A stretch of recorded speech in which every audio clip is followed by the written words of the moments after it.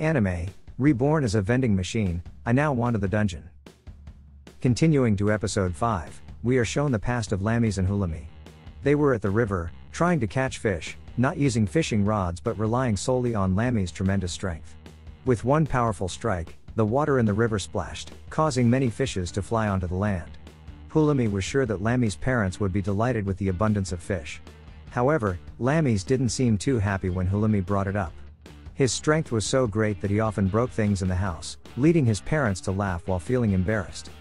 As they walked along the river, they came across a large box that Lammy's found familiar. This big and kind box was something that had saved his life. But it turned out, all of that was just Lammy's dream. He was currently sound asleep next to Boxxo. Since Boxxo was kidnapped, Lammy's had been tirelessly searching for him without getting any rest. Hulumi felt that maybe this incident reminded him of a past event. Boxxo had no idea about it at all. Hulumi then started to tell the story. In the past, their village was destroyed by a monster attack. Lammy's and Hulumi were among the survivors of that attack, both losing their parents. From a young age, Lammy's possessed formidable power, but he was too afraid to use it. Hence, he still regretted it to this day. Hulumi could hardly believe that the once awkward child Lammy's had become a hunter. Boxxo only now learned that Lammy's carried such a past. Consequently, Boxxo decided to always help Lammy's whenever he faced trouble. The next day, Hulumi said she would stay in the village for a while. As Lammy's was leaving, Hulumi noticed two men in suits approaching.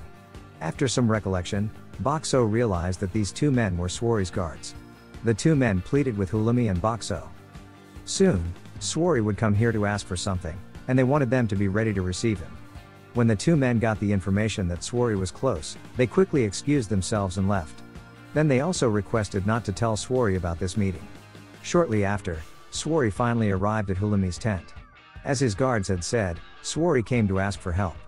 Before agreeing, Hulumi wanted to know why Sworry needed their assistance. Sworry explained that soon the families of renowned merchants would gather. For that reason, a party showcasing their magical and mechanical devices would be held.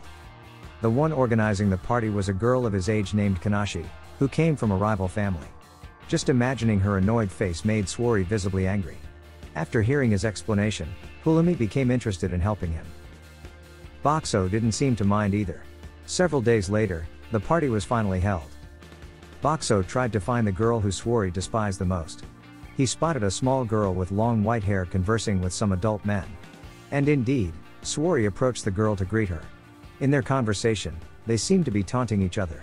Their remarks were rather harsh for a child's standards. Kanashi examined the magical and mechanical devices prepared by Sworry. Sworry was confident that Kanashi's magical devices couldn't compare to his own. However, Kanashi appeared unfazed. Sometime later, an MC announced that the magical device performance was about to begin. The first mechanic to perform brought a magical device that could transform into a long-range weapon. However, the object he presented looked like an ordinary wooden stick. Then, the mechanic attached a spear blade to the stick. He could detach it and replace it with another weapon. The mechanic seemed proud of his creation, but the audience was far from impressed. Even Hulumi fell asleep. The performances of the other mechanics were equally unremarkable. None of them managed to capture Hulumi's attention. Until it was Kanashi's mechanic's turn. The mechanic went up on stage with a device covered in bandages. Hulumi was curious about what magical device they were going to present. The mechanic unveiled the device, revealing a magical device that looked like a robot. He had created this magical device using parts from certain monsters. He explained that his creation was a magical device with its own intelligence, something that was the dream of mechanics. He demonstrated it by commanding the magical device to move and bow. Hulumi had discussed this topic with Boxxo before. The technology to give intelligence to magical devices hadn't been developed yet. However, it could be achieved by inserting a human soul into the device. Still, this method was considered dangerous and was prohibited by the Magical Device Mechanic Association. In the past, a mechanic had violated this rule, leading to the destruction of an entire city. In other words, the magical device before them currently had a human soul and could pose a threat to the village. During the performance, the magical device suddenly acted strangely. For some reason, it uttered the word kill, even though it wasn't designed to speak. Hulumi's worst fear had come true. When the mechanic attempted to deactivate it, the magical device realized that the mechanic was responsible. This confirmed Hulumi's suspicion that the mechanic forcibly inserted a human soul into the device. Hulumi asks Swari's guards to distract the magical device. When given the opportunity, she attempted to target the magical seal on its neck. This seal held the human soul and also contained mind-controlling magic. After some time, Hulumi succeeded in her attempt. She felt sorrow for the human soul trapped within the magical device. Hulumi hoped the soul could finally rest peacefully. After all the chaos, the mechanic felt sad that his years of research had been destroyed. Hulumi considered the mechanic despicable for being so proud of his crude methods.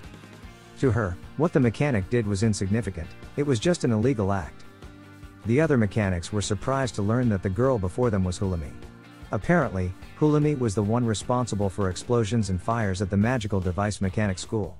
She had also created a powerful sleeping potion that put the entire school to sleep. Hulumi felt embarrassed as they discussed her dark past.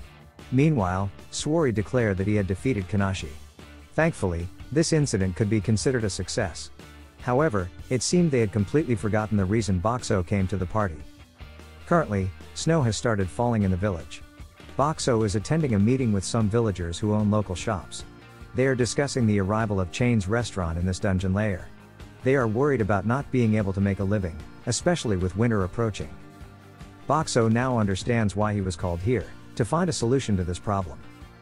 Munyami offers to give Lammy's a discount at her shop if Boxxo agrees to help.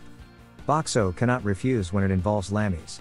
However, he realizes that this is a significant responsibility. He decides to seek the opinions of Hulumi and Lammy's as well. The next day, Lammy's, Boxxo, and Hulumi are observing Chain's restaurant from outside. The owner of the restaurant notices that they are spying on it. He recognizes Boxxo, who is widely talked about. After that, they also try to enter the restaurant and taste the food. They are not overly impressed with the taste. Perhaps because they are used to Boxxo's products, this restaurant doesn't seem particularly special. After seeing this, Boxxo has an idea for this issue. The local shop owners hold a second meeting. They plan to compete while Chain's restaurant is still offering opening discounts. They will create new menus to prevent losing customers during the discount period. Munyami wants to get their opinion on her new menu, pasta, but of course, she cannot do so herself. Instead, Lammy's and Hulumi do it for her. They think it tastes quite good, but the seasoning is still not as strong as Chain's restaurants. Boxxo agrees with their assessment. Suddenly, Boxxo changes his form. He presents ready-to-eat pasta products for Munyami to try. Boxxo hopes she can learn from these products. The other shop owners immediately ask Boxxo for suggestions as well. Then, Boxxo presents various ready-to-eat foods such as fried chicken, takoyaki, crepes, and more. After trying the food samples, the shop owners are ready to develop their own dishes based on what they've learned. The next day, they open small shops in front of Chain's restaurant. Some people decide to buy from these shops because the queue at Chain's restaurant is too long. The number of customers increases when they hear that the food in these shops is better than in Chain's restaurants. The owner of Chain's restaurant comes outside and panics because many customers are leaving. Seeing Boxxo, he is convinced that this must be his doing. A month later, Chain's restaurant has completely left this dungeon lair due to unstable sales. However, Boxxo is a bit suspicious because they gave up so easily. Suddenly, Cariol approaches Lammy's and Boxxo. He invites them both on an expedition after winter ends. Boxxo immediately refuses. But, Cariol mentions that he once took a mission without pay to find Boxxo. Boxxo remembers that the kidnappers were easily dealt with, thanks to the Foolish People's Brigade. Cariol gives them time to think about it before winter ends. That night, they discuss Cariol's offer with Hulumi. Lammy's actually wants to fight to become stronger. Hulumi suspects it's her plan for revenge. Seeing this, Boxxo wants to ease some of the pain Lammy's carries. He transforms into a vending machine that sells flowers. The flower he gives to Lammy's is a carnation, which symbolizes gratitude in the language of flowers. This is the end of episode 5. Thank you so much for watching. Don't forget to subscribe so you won't miss part 6 of this series recap.